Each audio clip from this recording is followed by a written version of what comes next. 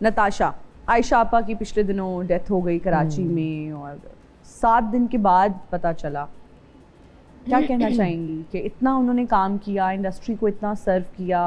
यार वो अकेली रहती थी और इसमें इंडस्ट्री का कहीं पे कोई कसूर नहीं है। उन्होंने इंडस्ट्री के लिए बहुत काम किया और सारा कसूर जो है वो मैं ये समझती हूँ कि उनकी औलाद का है जी। कि अगर एक औरत की औलाद है, हयात है और माँ भी जिंदा है तो उन्होंने उनको अकेला क्यों छोड़ा हुआ था। और फिर वो बीमार रहती थी तो वो अकेली होती थी। अब जो उनके बच्चे हैं उनमें इतना भी कोई एहतराम या इतनी भी मोहब्बत नहीं थी अपनी माँ के लिए कि 7 दिन या 10 दिन अपनी माँ को फोन भी नहीं करते थे। मतलब इसका कहने का मतलब ये है कि पूछा तक नहीं कि आप चलो बेटी या बेटे का एक फर्ज होता है कि रोज अपनी जो माँ अकेली रह रही है बेचारी उसको एक कॉल करके आप रोजाना जरा बात कर लेते हो 2-4 मिनट कि अम्मी आप ठीक हैं, खाना खा लिया, दवाइयाँ अपनी ले ली, जो आप बीमार हैं अब आप ठीक फील करेंगे। 1 आधा मिनट ही होता है। कौन इतना जिंदगी में अपने बिजी है कि वो 1-2 मिनट नहीं निकाल सकता अपने प्यारों के लिए। बात तो वही वाली है ना कि मतलब उनकी औलाद ने उनको कहने का मतलब ये है कि उनसे बात ही नहीं करते थे। जो इतने दिन तक वो घर के अंदर ही पड़ी रही और किसी को पता नहीं चला।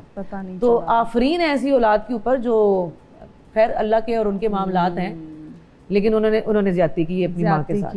बिल्कुल, आई थिंक बहुत बड़ी रिस्पॉन्सिबिलिटी और सबसे पहली रिस्पॉन्सिबिलिटी बच्चों की है जो पाला पोसा पढ़ाया लिखाया इस काबिल बनाया कि अपने पाँव पर खड़े हो जाएं, खड़े होके अपने अलग रह सको अपनी माँ को छोड़ के। माँ ने ही बनाया ना, माँ ने ही बनाया। मतलब तकलीफ हुई बहुत ज्यादा। मैंने जब वो खबर देखी और जब पता चला, पता नहीं वो किस तकलीफ में होंगी और किस तकलीफ में इस दुनिया से गई होंगी, ये सोच के भी आपको दुख होता है, तकलीफ कि 1 हफ्ते बाद उनकी बॉडी को उनके अपार्टमेंट से निकाला।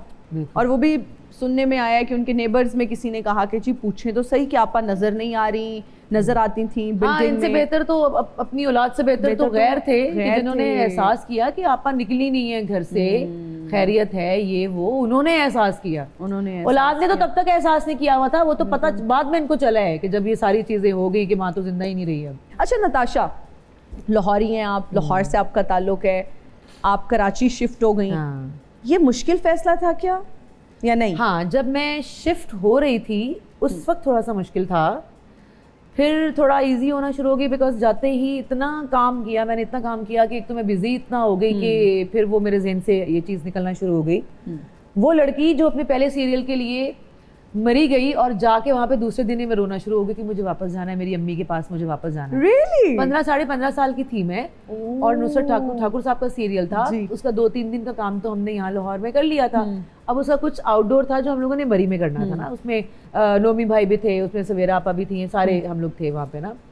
अब मैं ना पहुंची हूँ और अगले ही दिन मैंने रोना शुरू कर दिया कि मुझे वापस भेजो, मुझे मेरा घर याद आ रहा है। क्यूट। तो वो फिर उसके बाद फिर मैं कहीं और जाके काम ही नहीं करती थी क्योंकि मुझे अंदाजा हो गया था कि मेरे लिए आउटडोर जाके काम करना बहुत मुश्किल है। फिर जब मैं कराची गई बहुत साल के बाद, फैसल बुखारी साहब हमें ले गए एक सीरियल के लिए कराची।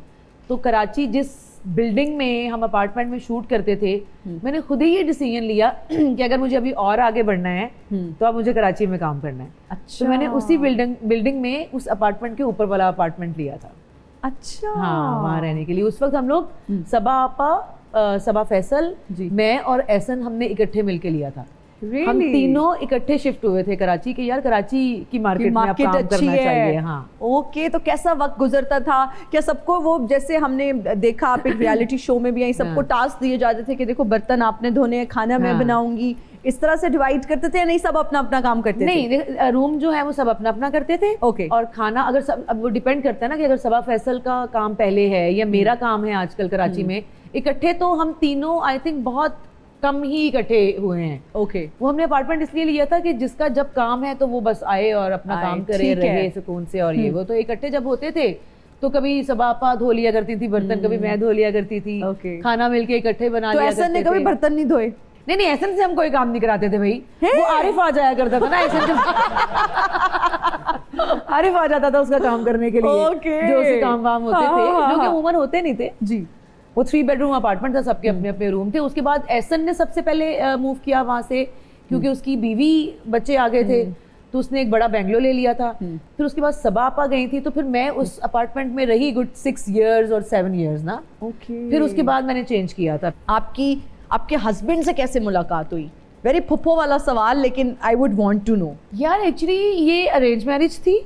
Really? हाँ, ये अरेंज मैरिज थी। Okay. और जिस दिन बात हुई थी उसके 19वें दिन तो हमारा निकाह हो गया था, शादी हो गई थी। माशाल्लाह। तो कोई इसके पीछे कोई इतनी स्टोरी नहीं है कि वो मैं दे सकूं। तो क्या करते हैं? सिविल इंजीनियर है। सिविल इंजीनियर, माशाल्लाह। And he is also based in Karachi. Yes.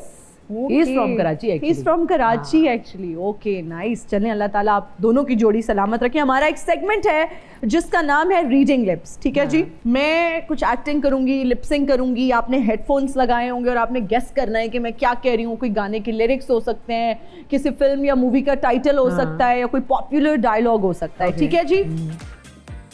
छन्नों की आंख में एक नशा है, गाल पे उसके तिल का निशान है।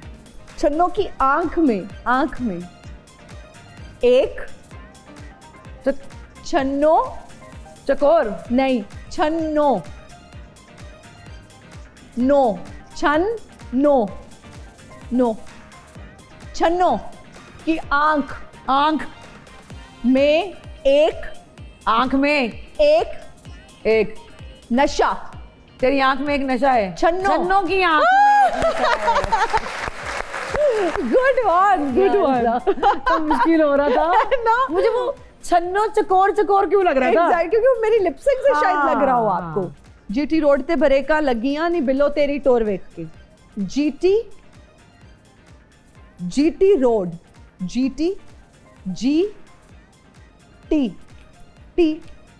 टी चाय। हाँ, जीटी रोड हाँ, जीटी रोड हाँ, ब्रेका। जीटी रोड पे ब्रेका लगी। लिपसिंग जो है ना वो बहुत ज्यादा कंफ्यूज करती है ना? तो तुम एक्ट ज्यादा कर दिया करो, है ना? तुम्हारी एक्टिंग से समझ आ जाती है। मैंने कहा शायद ये टी से समझ आ जाएगी। GT. Okay, next I think अगला भी गाना है। बूहे, बारियां, बादल नहीं, बारियां, खिड़की, बूहे बारियां, बत्तियां बुझाई, बत्तियां बुझाई रख जा। जबरदस्त। हमारी एक्टिंग से मैं ज्यादा समझ रही हूँ। अच्छा, फिर अब लिपसिंग से। lip sync। हाँ, दिल तो बच्चा है जी। दिल तो बच्चा दिल को नहीं, बच्चा, दिल तो बच्चा है जी। मैं कुछ एक्टर्स के नाम लूंगी नताशा, आपने उन्हें आउट ऑफ 10 मार्क्स देने हैं। हाँ। उनकी एक्टिंग को देखते हुए। हरीम फारूक, 6, सरवत गिलानी, 5। हिरा मानी। पहले थोड़े ज्यादा था, अब कम हो गए हैं, 5। पहले ज्यादा क्यों थे और अब कम क्यों हो गए? थोड़ा जरा उसने शायद अपने बिहेवियर में